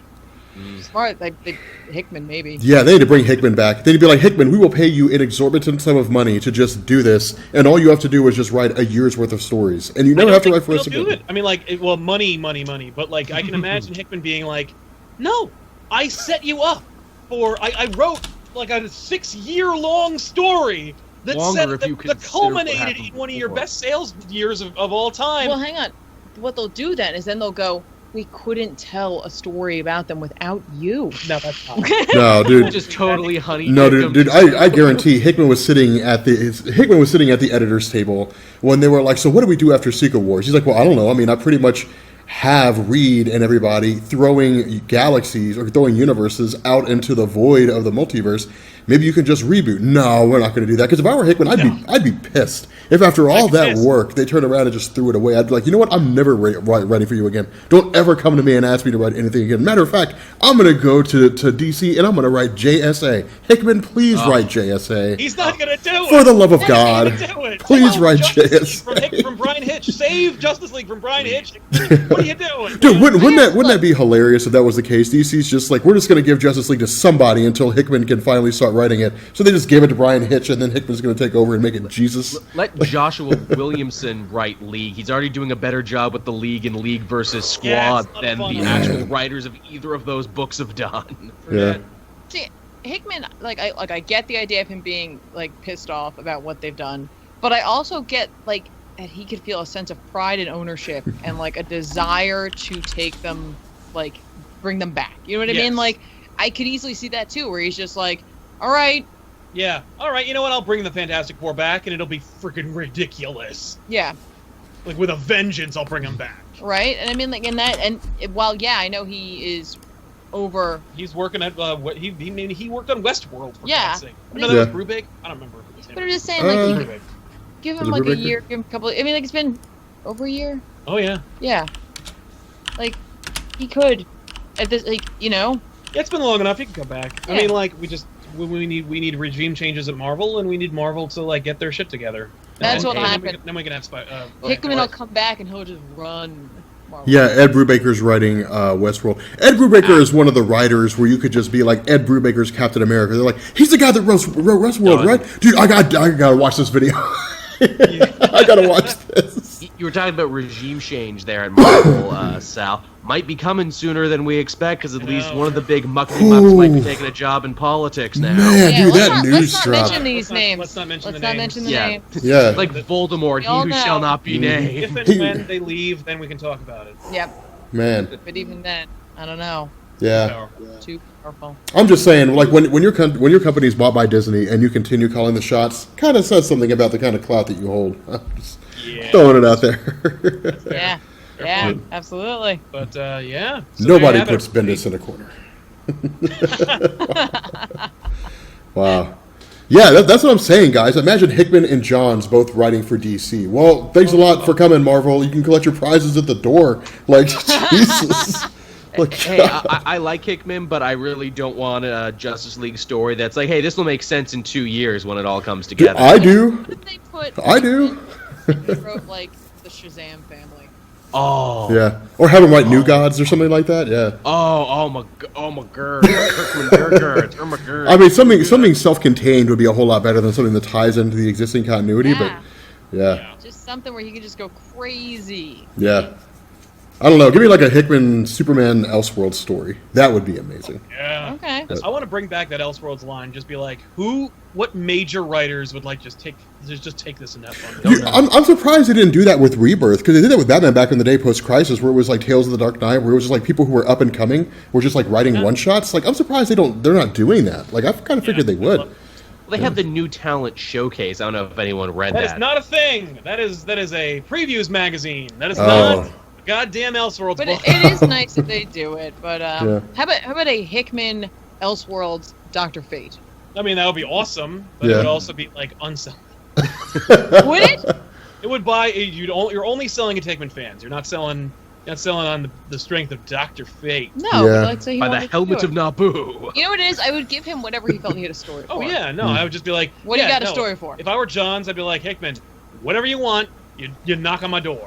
Yeah. Well, wasn't Hickman trolling everyone when he left Marvel? He's like, well, not working here anymore. Here's a bunch of files for stories I'll never get to tell. The rise and fall of the Skrull Empire, the rise and fall of the Kree Empire. And he had a bunch of joke titles and also some real ones. Dude, I was kind of hoping a lot of those were real, because those sounded like they would have been amazing stories. Yep. Just amazing self-contained. And it could have just been but see, here's a problem, though. I don't know if you remember this, Sal. But Hickman and somebody else were writing S.H.I.E.L.D. And they had S.H.I.E.L.D. Volume 2. It's supposed to be 6 issues long, and it's been 6 or 7 years, and they still haven't released the last 2. And he won't do it. He's like, no. He keeps teasing about it, but no. That book, you'll never get that book. Yeah. Wow. Which kind of sucks, because it was weird, but it was kind of cool at the same time. Yes. It was out you'll in left get field. that around the same time Daredevil Bullseye Target #2 comes out. All-Star Batman and Robin. The Boy Wonder #13 or whatever. Man, yeah, I don't know. I like every so often Frank Miller threatens people, being like, "I'm working on it. I'm gonna finish." No, you're not, Frank. Come You're on. not. Yeah. Anyway, can't wait for Spider-Man 2. Is Dark Knight 3 done yet? I don't think it No, is. one more issue. Dude, I forgot that was even being written up until Everyone now. forgot. Yeah, it's I don't even think anybody cares anymore, to be honest. no, it's over. Its time has passed. Yeah.